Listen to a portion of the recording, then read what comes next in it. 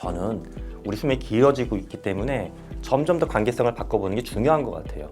우리가 120세까지만 산다고 했을 때 그럼 100년을 내가 저 아이의 리더로만 살 수 있느냐? 너무 무겁잖아요, 그 역할은. 그래서 저는 그런 관계를 재정립해보는 거 시도해보시면 좋겠습니다. 가족 내에서 보면 그런 것 같아요. 보면 부모님이 자녀하고 손을 잡고 간다라고 좀 표현을 주로 많이 하는데, 손을 잡고서 앞으로 가려고 그러세요. 내가 부모니까 당연히 방향을 알려줘야 되고, 여기가 뒤에서 못 쫓아오면 내 힘으로 끌고 가야 되겠다.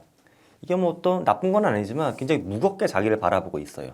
근데 무겁게 자기를 바라보는 게 가족 내에서 나타날 수 있는 나쁜 현상 중에 하나는 본인이 자꾸 위에 있다는 생각을 갖고 있는 경우가 있는 것 같아요. 내가 뭔가 결정하고 인생에서 뭐 어느 학교 가고 어느 직장 가고 결혼을 한 해 만에 이런 문제를 내가 다 책임지고 뭔가 해줘야 되는 거. 근데 저는 이제 이런 관점을 좀 뒤집으면 좋을 것 같습니다. 동반자, 멘토, 친구 이런 키워드를 머릿속에 놓고서 보시면 좋을 것 같아요. 그러니까 스스로 질문해 보시면 좋죠. 나는 예를 들어 우리 아이가 초등학생이건 뭐 대학생이건 간에 이 아이하고 나의 관계는 동반자일까?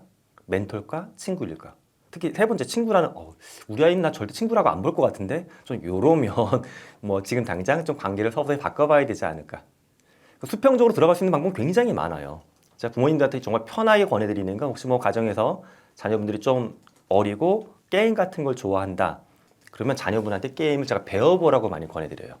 사실 이건 제가 만든 방법은 아니고요. 핀란드에서 국가적으로 하는 프로그램이 있어요. 아이한테 게임 배워보기. 그래서 부모님이 프로게이머들처럼 대회가 있어요. 근데 그 대회를 보면 부모님들이 게임 잘 못하시죠. 아이한테 인류수 배웠다고 해서 당연히 못하는데 참 재미난 게 아빠 엄마가 컴퓨터 앞에 앉아서 게임을 하고 뒤에서 아이들이 심각한 표정으로 팔짱 끼고 보고 있어요. 아빠 엄마 이러면서. 근데 이게 무엇을 위해서 하는 거냐 하면 가족 내의 관계를 뒤집어 보는 거예요. 늘 부모님은 어떤 큰 나무처럼 아이를 버텨주고 이끌고 간 존재가 아니라 부모님도 아이한테 물어볼 것도 있고 우리는 서로 이렇게 의지하는 관계야. 이 관계성을 약간 바꿔보는 시도거든요. 저는 우리 수명이 길어지고 있기 때문에 점점 더 관계성을 바꿔보는 게 중요한 것 같아요. 우리가 120세까지만 산다고 했을 때 그럼 100년을 내가 저 아이의 계속 리더로만 살 수 있느냐? 너무 무겁잖아요, 그 역할은. 그래서 저는 그런 관계를 재정립해보는 거 시도해보시면 좋겠습니다. 많은 부모님들이 아직도 이제 본인이 더 많이 알고 있고 본인이 결정할 수 있다고 생각을 하고 계시죠. 왜냐면 내가 어른이니까. 근데 사회학적으로 어른은 보통 그렇게 얘기하죠.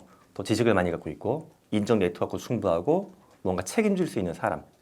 그런데 아이들이 인공지능기에 살고 있는 전 첫 번째 세대라고 거의 보거든요. 우리 아이들은 우리보다 생각보다 꽤 많은 걸 알고 있고 많은 걸 찾아보고 있습니다. 이게 미국도 그렇고 한국도 그렇지만 이게 뭐 긍정적인 상황이라고 좀 보진 않지만 중요한 걸 결정을 할 때 예를 들어 의학적인 지식 같은 경우도 병원 가서 물어보지 않고 인터넷을 통해서 커뮤니티 내에서 찾아보고 결정하는 아이들이 꽤 많이 나타나고 있어요. 그렇기 때문에 내가 모든 걸 다 알고 사회 망이 더 크기 때문에 내가 지시할 수 있다. 지시한다는 생각을 버리시고 설득으로 좀 넘어가야 된다고 봅니다. 명령이나 지시의 시대가 아니라 설득의 시대로 우리의 관계는 재편돼야 되고요. 이런 시대를 살아가기 위해서 제가 도전, 그 다음에 뭐 적응, 창의력을 키워야 된다고 얘기를 드렸습니다. 또 여기에 대해서 많은 부모님들은 이렇게 접근을 하세요. 그럼 창의성 훈련시킬 수 있는 워크숍이나 박물관이나 콘텐츠, 교육 프로그램, 학원 이렇게 생각하시는데 사실 저는 이 세 가지를 키울 수 있는 가장 중요한 역할은 부모님이 먼저 하시는 것 같아요. 근데 그 얘기 많이 하잖아요. 아이는 부모님을 보고서 거울처럼 닮아간다고. 그러니까 부모님이 먼저 바뀌는 걸 보게 되면 아이는 가장 먼저 배웁니다. 부모님을 바라보면서. 그러니까 우리 아빠가 원래는 A만 하던 사람인데 갑자기 B도 하려고 하고 C도 하려고 해. 그럼 그걸 통해서 자기도 같이 따라오는 거거든요. 저는 이걸 이렇게 표현해 보고 싶어요. 세상이 달라지고 있고 엄청난 기회의 창이 막 열리고 있는 거거든요. 부모님이 먼저 이 안으로 뛰어 들어가시면 좋겠어요. 나는 옛날 사람이니까 뒤에 있고 넌 내가 서포트 해줄 테니까 너가 먼저 뛰어가. 이건 되게 부담스러운 거예요.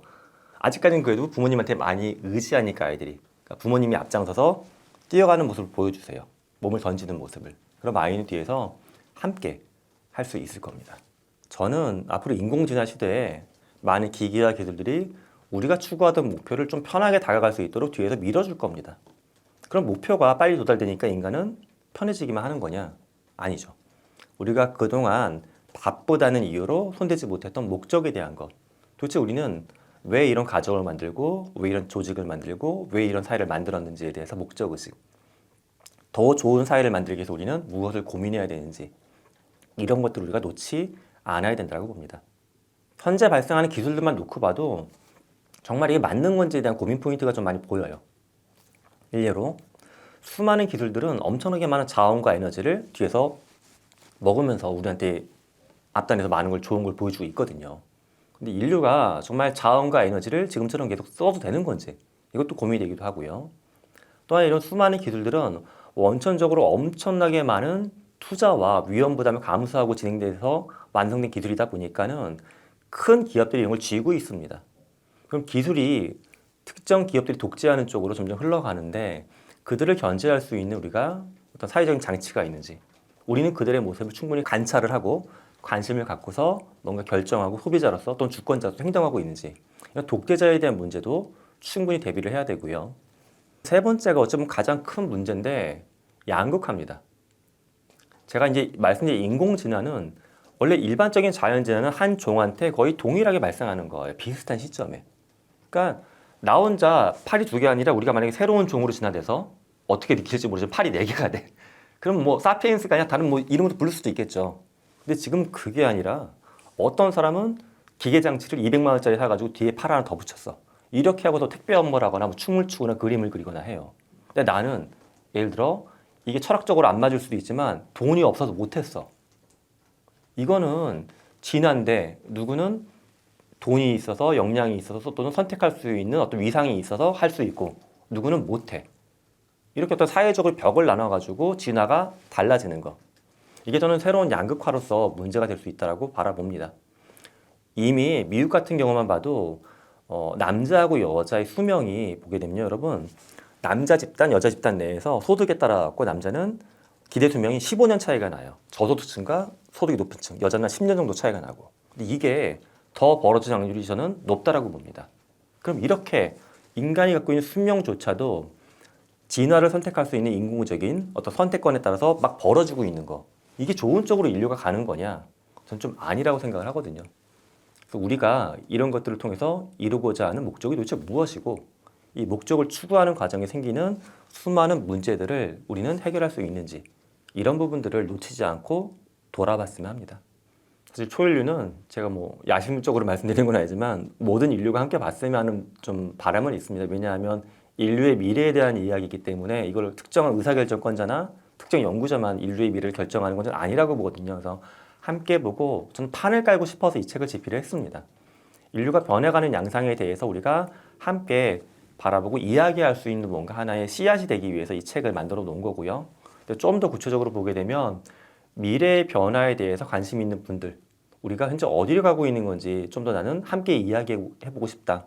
이런 분들한테 이 책을 권해드립니다. 이 책은 뭐 하나의 결론을 정하고서 쓴 책은 아닙니다. 책을 어떤 분들은 하나의 책인데도 책이 굉장히 밝고 따뜻하네요 하고 말씀하신 분도 있고 어떤 분들은 굉장히 어두운 면이 많이 보여서 마음이 불편했으면 하는 분들도 계세요. 보기마다 관점이 다른 겁니다.